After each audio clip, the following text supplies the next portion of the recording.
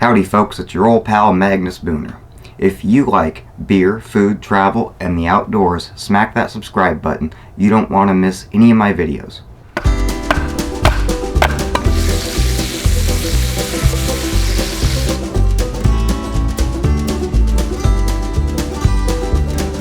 Prost. Pardon my appearance, I just got out of bed. I've got a special video for you. We're gonna make a unique Czech coffee called Turecká Káva.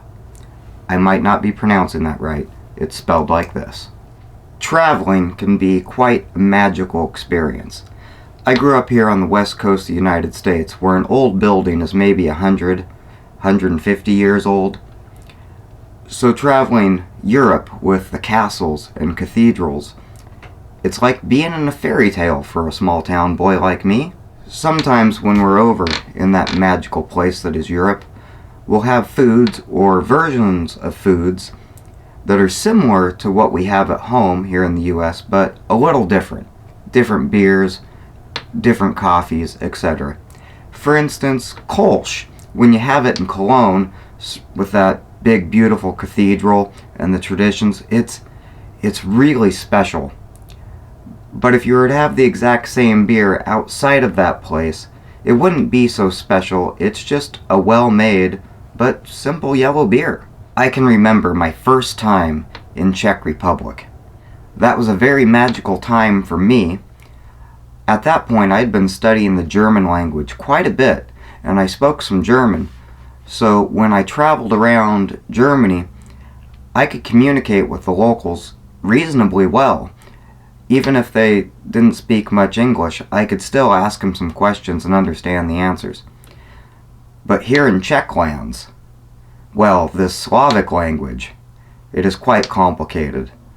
It's hard to understand. It's a secret code.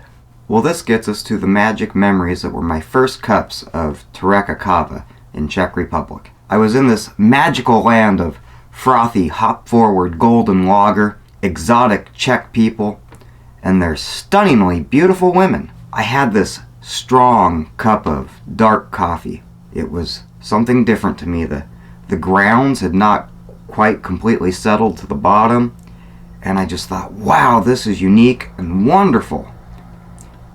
I had to figure out how to make this coffee at home. Back home I did some Googling, and I couldn't find much information. You know, the Czech language is so complicated. Outside of Czech Republic, there's not a lot of people that speak it. I found information on traditional Turkish coffee, and it's heated in this little metal cup pot thing, but I knew that was not the same as this magical Czech creation. In 2016, I had the privilege of traveling in Czech Republic again, but I didn't see it on menus very often this trip.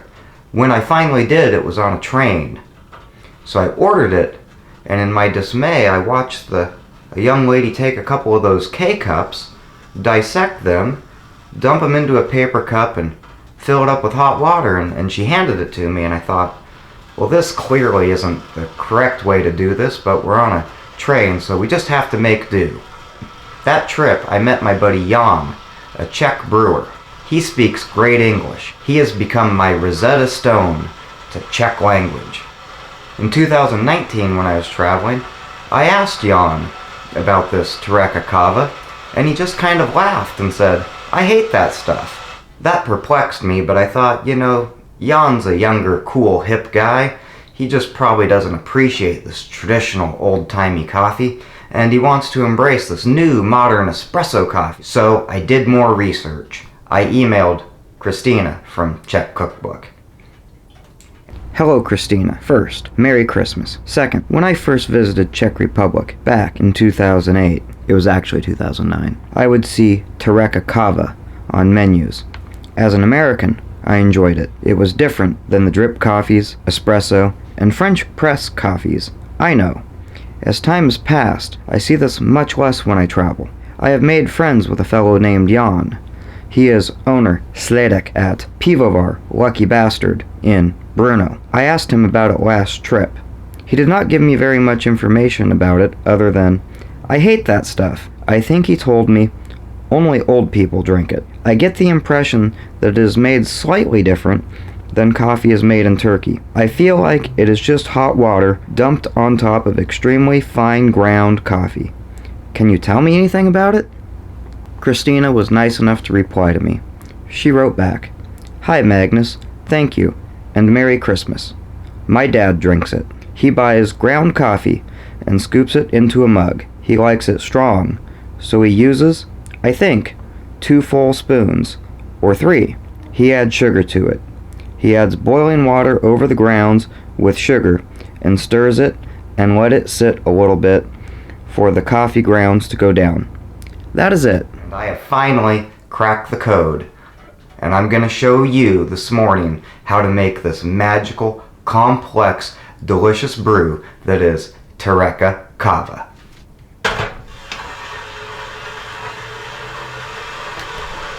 I've got some water in the kettle here and I'm bringing it up to a boil. I've got this Illy coffee. It's a very common brand you'll find when traveling Czech Republic. I believe it's actually an Italian coffee. But for this Czech magic that is Turecká Káva, this will be appropriate. I've got my cup here and I'm just going to add 2 big spoonfuls into it.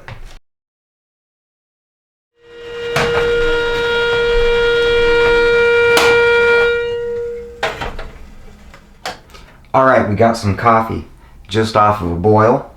We've got our coffee grounds in a cup. Now watch this. We've just poured some hot water right on the coffee grounds in the cup.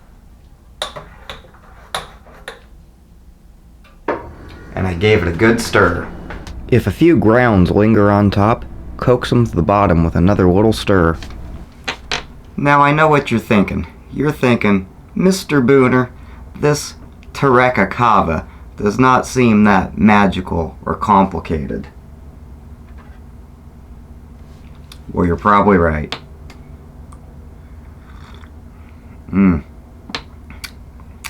It's got a unique mouthfeel because, well, there's still tiny bits of coffee suspended in it, but most of the grounds have settled at the bottom. After I've gotten past those first couple of sips, we're into the main body of the coffee, and I'm not getting that mouthfeel of the tiny suspended grounds. I think those were just on top. It's just rich, roasty, bold coffee. Well, I hope you found this video informative. Now you can make traditional Czech Turecká Káva at home in your kitchen.